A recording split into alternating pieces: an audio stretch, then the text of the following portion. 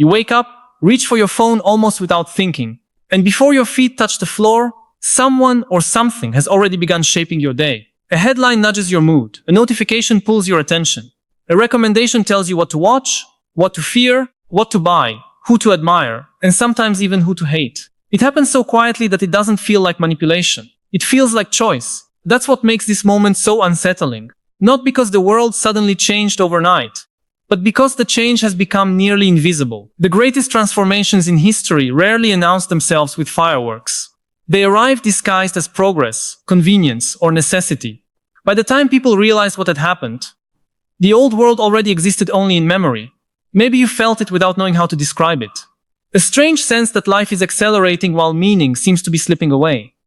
You know more than any generation before you, yet certainty feels increasingly out of reach. You're more connected than ever, yet loneliness has become one of the defining experiences of modern life. Every answer is only seconds away, but somehow the questions feel heavier. It's almost as if humanity has reached the edge of something we can't fully see. And the unsettling part isn't simply artificial intelligence, or social media, or biotechnology. Those are only the surface. Beneath them lies a deeper shift, one that challenges what it even means to be human. For thousands of years, our ancestors believed that power belonged to those who controlled land. Then came an age when power belonged to those who controlled machines. Later, it belonged to those who controlled money and global markets. Today, another currency is quietly replacing them all: information. Not just information stored in books or libraries, but information flowing through billions of digital systems every second. Information about where you go, what captures your attention, what keeps you awake at night, what makes you laugh, what makes you angry, what you're likely to do tomorrow before you've even decided yourself. For the first time in history, machines don't simply carry out instructions. They're beginning to predict human behavior with astonishing accuracy. That should make every one of us pause. Because if someone can predict your choices consistently enough, the line between prediction and influence becomes surprisingly thin. Have you ever noticed how often you think an idea was entirely your own, only to realize you'd seen it somewhere earlier that day? A phrase, a product, an opinion, a desire. The human mind has always borrowed from the world around it. That's nothing new. What is new is that the world around us is no longer random. It's carefully arranged. Every screen has become a personalized mirror, reflecting not who you are, but who algorithms believe you can become. And after enough reflections, the difference starts to disappear. History offers uncomfortable reminders that civilizations rarely collapse because they lose intelligence. More often, they lose clarity. They become so overwhelmed by complexity that they mistake adaptation for wisdom. Think about ancient Rome. People often picture invading armies bringing down an empire. But long before the walls were breached, something inside had already begun to fracture. Political institutions grew increasingly fragile, public trust eroded, wealth concentrated into fewer hands, entertainment distracted citizens from deeper problems. Decisions that once took years suddenly had to respond to crises unfolding by the hour. Sound familiar? Every civilization believes its challenges are unique. Yet history whispers the opposite. The tools change. Human nature doesn't. Our ancestors worried about survival because food was scarce. Today many people worry because attention is scarce. And attention may be the most valuable resource ever discovered. Because wherever attention flows, behavior follows. The average person no longer fights wild animals or harsh winters. Instead, they fight constant interruption. Every vibration in your pocket competes with your own thoughts. Every endless feed quietly trains the brain to crave novelty instead of depth. The strange irony is that we've become incredibly efficient at consuming information while becoming less comfortable sitting alone with ourselves. When was the last time you stood in line without reaching for your phone? It sounds like a trivial question. It isn't. Moments of boredom once served as invisible workshops where imagination quietly built new ideas. Reflection happened there. Creativity happened there. Self-understanding happened there. Now those empty spaces are constantly occupied. Silence has become something many people unconsciously avoid. Yet silence is where identity has always been formed. Psychologists have long understood that the human brain isn't simply a storage device. It's a prediction engine. Every experience rewires expectations about the future. Every repeated habit strengthens certain neural pathways while allowing others to fade. Your brain literally becomes what it repeatedly practices. Practice distraction, and focus becomes exhausting. Practice outrage, and calm begins to feel unfamiliar. Practice comparison, and gratitude slowly disappears from view. The frightening part is that none of this requires evil intentions. Systems don't have to hate you to reshape you. They simply have to optimize for engagement. And engagement often rewards our oldest instincts. Fear spreads faster than nuance. Anger travels farther than patience. Certainty attracts more attention than curiosity. These tendencies once helped small tribes survive dangerous environments. If you assumed the rustling bushes contained a predator, you are more likely to stay alive. But today's predators aren't hiding behind trees. They're hidden inside incentives. A business model that profits from keeping your attention doesn't necessarily care whether you're becoming wiser. It only needs you to keep looking, hour after hour, day after day, year after year. This is where the conversation becomes much bigger than technology. Because technology doesn't invent human weaknesses. It amplifies them. The philosopher Friedrich Nietzsche once warned that when old values begin to collapse, societies enter a dangerous period of confusion. People search desperately for certainty, belonging, and purpose. Whoever provides the simplest story often gains the greatest influence. We like to believe we're too educated to fall for simplistic narratives. History suggests otherwise. The human brain craves coherence even more than truth. We'd often rather have an incomplete answer than live with uncertainty. That's why conspiracy theories flourish. Why ideological tribes grow stronger. Why people increasingly define themselves by labels instead of lived experience. Identity has become something many of us perform rather than discover. Carl Jung believed that every person carries unseen parts of themselves into the world.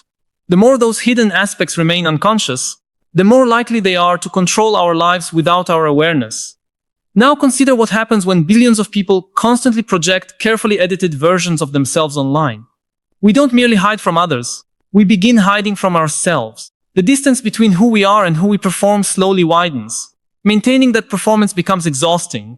Perhaps that's one reason anxiety continues rising, even as convenience reaches unprecedented levels. It's difficult to feel at peace when you're constantly negotiating between your authentic self and your digital reflection. Children are growing up in a world where memories are documented before they're fully experienced. Adults increasingly evaluate vacations by how shareable they are instead of how meaningful they feel. Relationships compete with notifications. Conversations compete with algorithms. Life slowly shifts from being lived to being observed. And once experience becomes performance, something precious begins slipping through our fingers. Not all at once. Just enough that we notice an emptiness we struggle to explain. The remarkable thing is that none of us consciously chose this destination. We arrived one convenient step at a time. GPS made travel easier. Streaming made entertainment effortless. Algorithms saved time. Artificial intelligence began helping us write, search, create, organize, recommend, and decide. Each innovation solved a real problem. But every solution quietly asked for something in return. A little more data, a little more trust, a little less independent effort. No single exchange seemed significant. Together, they may represent one of the greatest shifts in human history. Because the more decisions we outsource, the less we exercise the very abilities that once defined us. And perhaps the question we should be asking isn't whether machines are becoming more intelligent. It's whether we're slowly forgetting what human intelligence was meant to become in the first place. For most of human history, intelligence was measured by something surprisingly simple. Could you solve the problems directly in front of you? Could you read the weather? Understand another person's intentions, remember stories passed down through generations, and make difficult choices when there were no easy answers? Intelligence wasn't something you carried in your pocket. It was woven into your character. Now we're entering a world where knowledge is abundant, but wisdom feels increasingly rare. There's a difference between knowing the answer and understanding why it matters. You can ask a machine almost anything and receive a response in seconds. But no technology can experience grief for you. It can't wrestle with guilt in the middle of the night. It can't stand at the bedside of someone you love and decide what kind of person you want to be when life becomes unbearably difficult. Those moments still belong to us. At least for now, the question isn't whether artificial intelligence will surpass humans in specific tasks. In many areas, it already has. The deeper question is what happens when we begin confusing efficiency with fulfillment. Our ancestors didn't spend thousands of years developing language, art, music, philosophy, and religion because they were efficient. They did it because human beings have always searched for meaning beyond survival. That search is impossible to automate. Think about the greatest moments of your life: the birth of a child, falling in love, losing someone you couldn't imagine living without, standing beneath a sky filled with stars so vast it made your problems feel impossibly small. None of those experiences can be reduced to data. You can describe them. You can measure your heartbeat. You can record the event. But the experience itself exists in a place that numbers cannot fully reach. And yet modern life has an almost irresistible tendency to reduce everything into something measurable. Followers, likes, income, productivity, steps walked, hours slept, books read, calories burned. The metrics keep multiplying until it's easy to forget that the most important parts of life resist measurement entirely. Love doesn't become more meaningful because it's quantified. Trust isn't built through analytics. A friendship isn't valuable because it generates engagement. Still, we continue organizing our lives around numbers, because numbers create a comforting illusion of certainty. Psychologists call this the illusion of control. When life becomes unpredictable, the human mind desperately searches for anything that appears stable. Measuring feels safer than wondering. But certainty has always come with a hidden cost. The Stoic philosophers understood this long before smartphones and algorithms existed. They argued that suffering often begins when we cling too tightly to things we cannot ultimately control. Reputation, wealth, status, even the opinions of other people. Today those same attachments have been amplified on a global scale. Your reputation is no longer limited to your neighborhood. It can rise or collapse before millions of strangers in a single afternoon. Your identity can be summarized in a profile picture. Your value can begin to feel tied to invisible metrics that refresh every few seconds. The strange tragedy is that many people don't even notice the shift while it's happening. They simply feel more anxious, more restless, more exhausted, without realizing they're trying to satisfy psychological needs, using tools that were never designed to meet them. Human beings evolved inside small communities where trust developed face to face. You could hear emotion in someone's voice. You could watch their expressions change. You could recognize silence, hesitation, warmth, fear. Now much of our communication travels through glowing screens, stripped of those ancient signals. No wonder misunderstandings spread so easily. No wonder outrage travels faster than compassion. Our nervous systems are ancient. Our environment is not. Neuroscientists often describe the brain as astonishingly adaptable.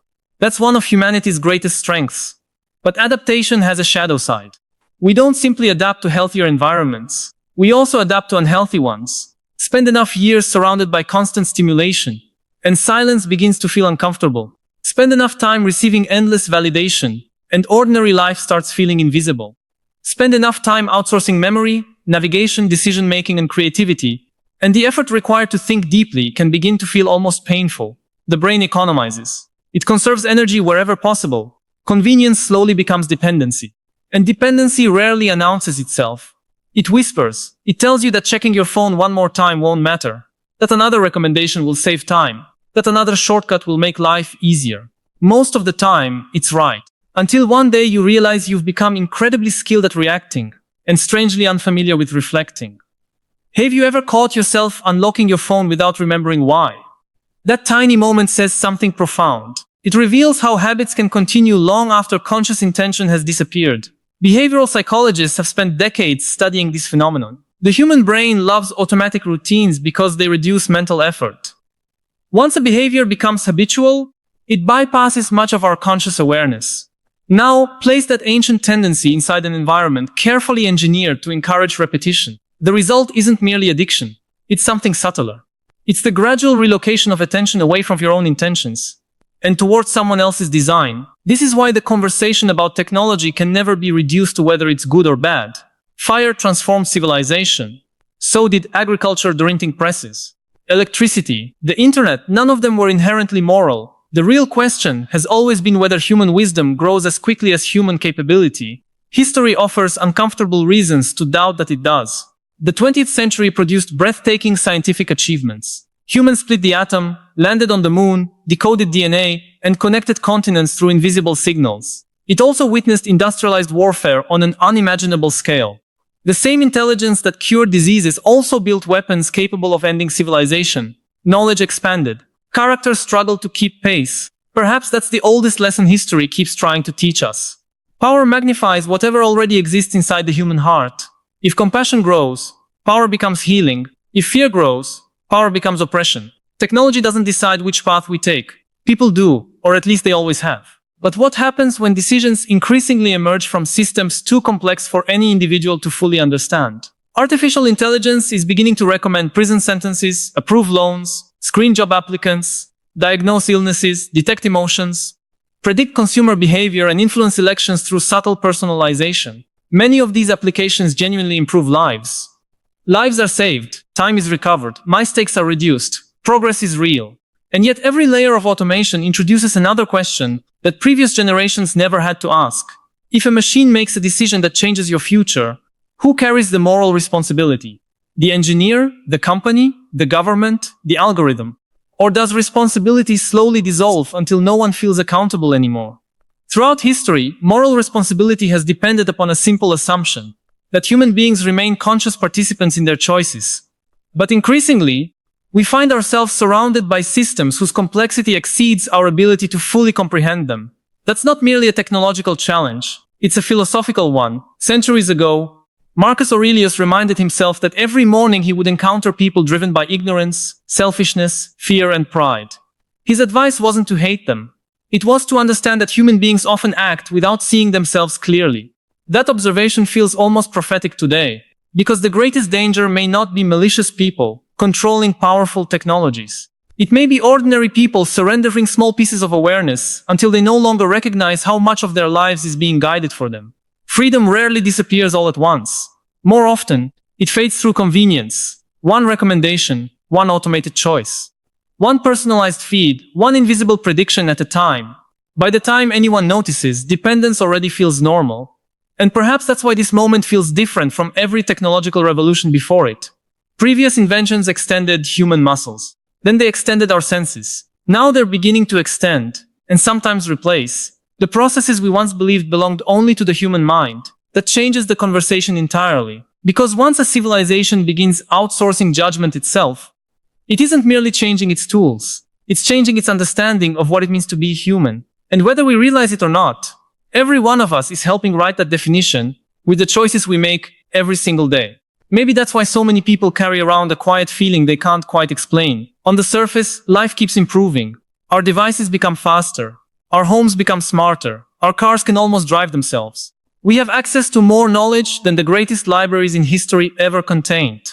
By almost every material measurement, humanity has accomplished what previous generations would have called impossible. So why does it sometimes feel like we've lost something we can't name?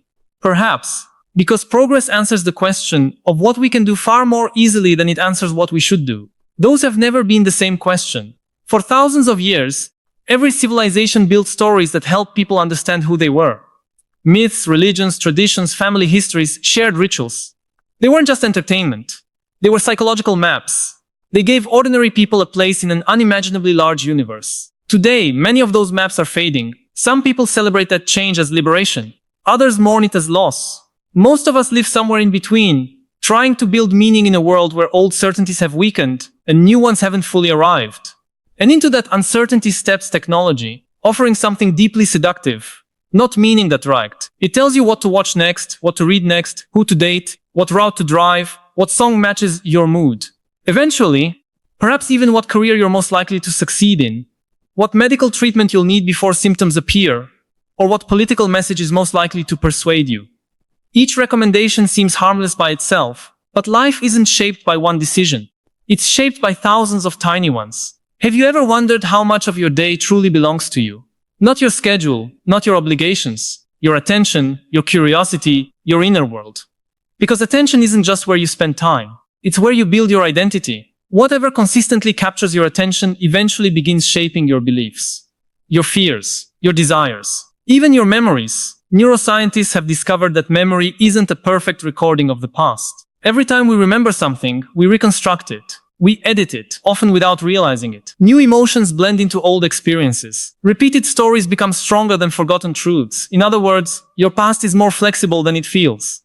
Now consider what happens when digital platforms constantly remind you which memories deserve to be revisited, which events should define you, and which emotions deserve another moment of your attention. The technology isn't merely storing your memories. In subtle ways, it's helping organize your identity. That realization isn't meant to frighten you. It's meant to wake you up, because awareness changes everything. Throughout history, people have searched for freedom in political revolutions, economic opportunity, or geographic escape. Those things matter. They always have. But philosophers across vastly different cultures kept returning to another kind of freedom. The freedom to observe your own mind before the world tells you what to think. The Buddha spoke of watching thoughts without becoming trapped inside them. The Stoics practiced separating events from their interpretations. Carl Jung encouraged people to confront the hidden parts of themselves rather than projecting them onto others. Different languages, different centuries, remarkably similar insight. Human beings suffer most when they stop seeing their own minds clearly. That lesson feels almost urgently relevant today. Because never before have so many outside forces competed so relentlessly for the space inside our consciousness. And yet something extraordinary still remains beyond their reach. Your capacity to notice. The moment you become aware that you're being pulled by fear, you've already created a small distance from it. The moment you recognize outrage being manufactured for your attention, you've interrupted its spell. The moment you pause before reacting, something profoundly human reappears. Choice, real choice. Not the illusion created by endless menus and personalized recommendations. The quieter kind, the choice to think before repeating, to listen before judging, to remain curious instead of immediately certain. That kind of freedom cannot be downloaded. It has to be practiced every single day. Maybe the point of no return isn't a date on a calendar or the release of a revolutionary new technology. Maybe it's a question. Will we continue developing machines that increasingly understand humans while neglecting the lifelong work of understanding ourselves? Because if those two paths continue moving in opposite directions, the consequences won't arrive dramatically. They'll arrive gradually. We'll become better at predicting behavior while becoming worse at understanding character. We'll optimize efficiency while forgetting wisdom. We'll communicate constantly while struggling to connect. We'll know everything about one another except what truly matters. History is filled with civilizations that believed their greatest achievements guaranteed their future. None of them were immune to decline. The Egyptians built monuments that still inspire awe thousands of years later. The Romans engineered roads that transformed continents. The Maya mastered astronomy with astonishing precision. Each civilization possessed remarkable intelligence. None escaped the consequences of losing balance. Their stories remind us that collapse isn't always an explosion. Sometimes it's an erosion. Values fade. Institutions weaken. Trust dissolves. People become so distracted by immediate comfort that they fail to notice long-term change until it has already reshaped their world. The unsettling possibility is that our generation isn't witnessing the end of humanity. We're witnessing the beginning of a different version of it. Whether that future becomes more compassionate or more controlled depends less on technology than on the people using it. That's both terrifying and deeply hopeful, because it means the story isn't finished. Not yet. Every meaningful shift in history began with individuals choosing to see differently before the rest of society caught up. The Renaissance wasn't born because everyone changed at once. Scientific revolutions began with people willing to question accepted assumptions. Movements for human rights started with individuals refusing to accept that the world had to remain as it was. Real transformation has always begun quietly, inside human consciousness, long before it became visible in the streets. So perhaps the most important question isn't whether artificial intelligence will change civilization. It already is. The better question is whether this era will encourage us to become more deeply human, or merely more technologically dependent. Those are not the same destination. When was the last time you sat with a difficult question without immediately searching for an answer? When was the last time you changed your mind because of reflection instead of argument? When was the last time you spent an hour without consuming anything? No videos, no music, no scrolling, simply observing your own thoughts? Those moments may seem insignificant. They aren't. They are exercises in reclaiming the one territory no civilization can afford to lose, the human mind. I'd love to hear your thoughts about this. Do you believe technology